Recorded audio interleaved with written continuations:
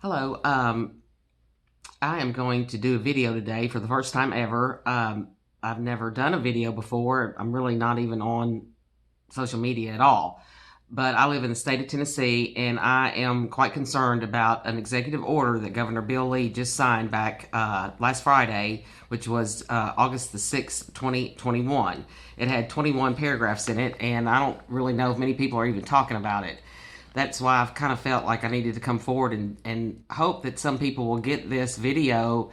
And if you're not aware of it, maybe you should actually try to find the executive order. I think if you follow him on Twitter, which I'm not on Twitter, but that's where I believe he made the announcements. And you can actually find this stuff yourself. It's not something that I'm making up, but this is my truth as I know it, just trying to read and understand what this actually means. There's really only three provisions or paragraphs that seem to be concerning, although all of it's kind of vague and it's almost like word salad. A lot of this stuff, it's hard to even understand what they're saying, and it's just like, so I tried to look some of this stuff up, and then that just took me into more bizarre stuff, and I was like, oh my gosh, I need to just put this out there and let everybody decide for themselves.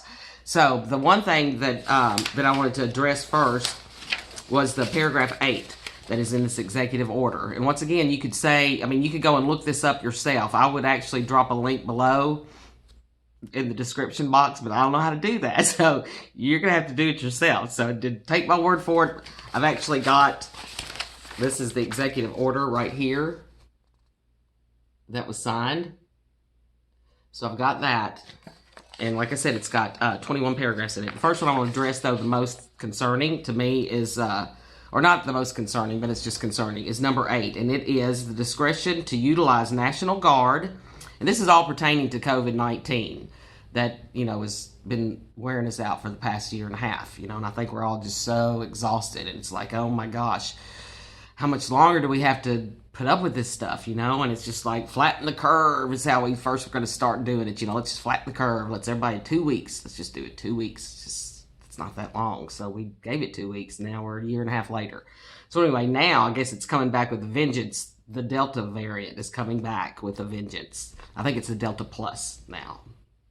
Or minus. I'm not really sure. But anyways, number 8 is discretion to utilize National Guard and State Guard members in connection with certain healthcare emergency service operations. Discretion to utilize National Guard. What does that mean? And State Guard members.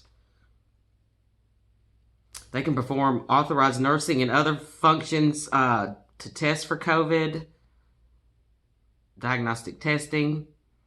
Okay, so the National Guard needs to do that for us because we don't have enough facilities and healthcare providers in the state. I'm not sure about that. Let's see, the next one is number 14. This one becomes a little bit more alarming. They can do telephone assessments for involuntary commitment cases, and that's permitted.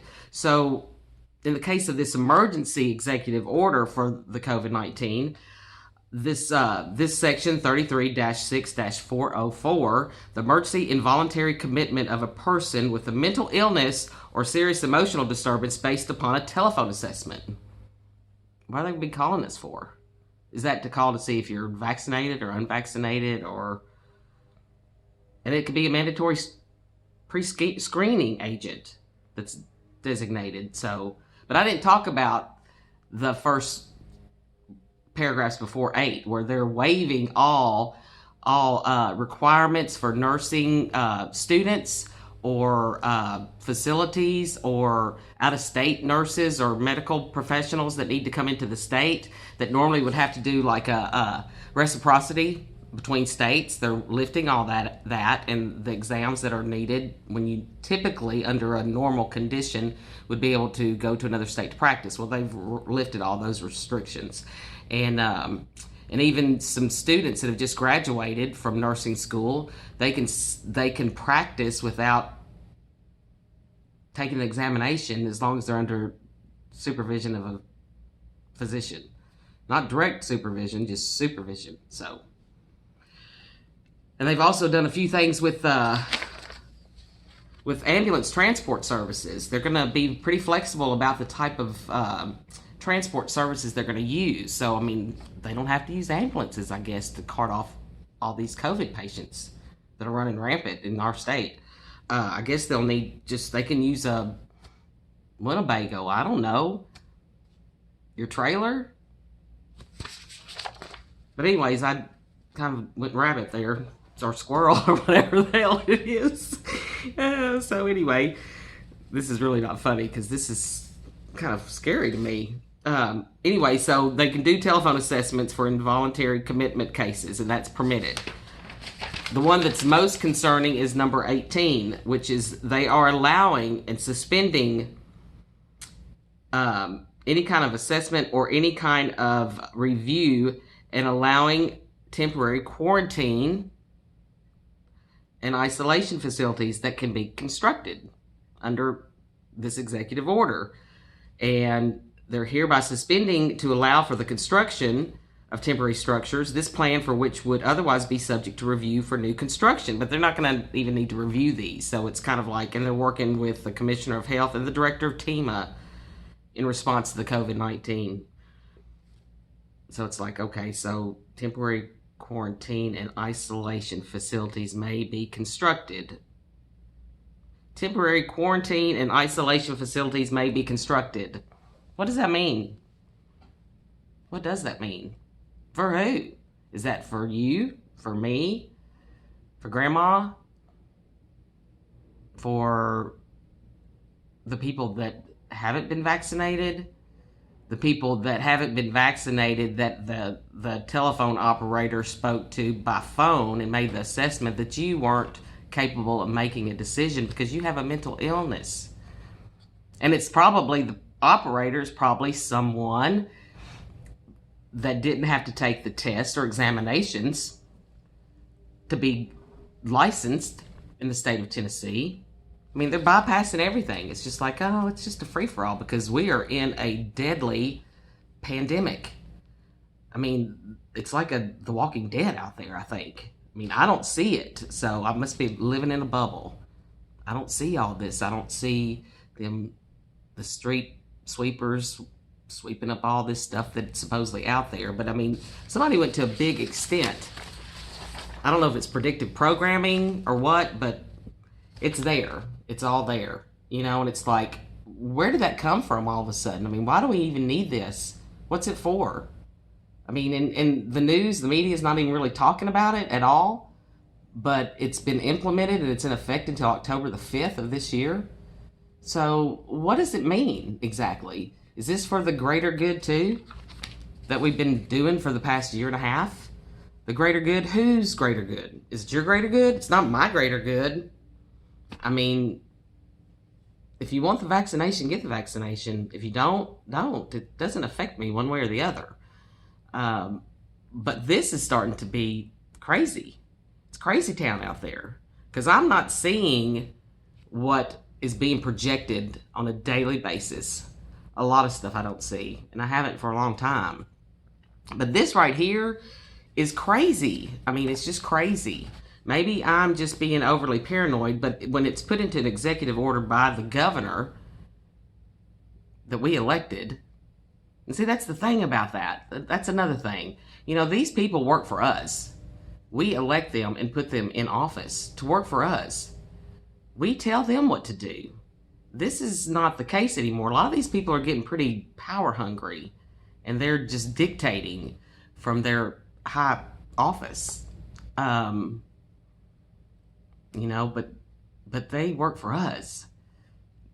I mean, are we going along just to get along and keep our head down and, you know, give it another month? And it's just like, when does this madness stop? I mean, I'm just to the point where it's like, what else is going on besides this? You know, I mean, you go for a while and, you know, every different variant's coming out, and they're saying it's the vaccinated now that are shedding, and it's the unvaccinated that, I mean, so there's a division that's created along with everything else in society. There's always that division, you know. It's the rich versus the poor, and it's the black versus the white, it's the Catholic versus the Muslims, and it's just, there's so much division constantly, so you just bicker with each other, and then shit like this just slid in when nobody's watching or paying attention.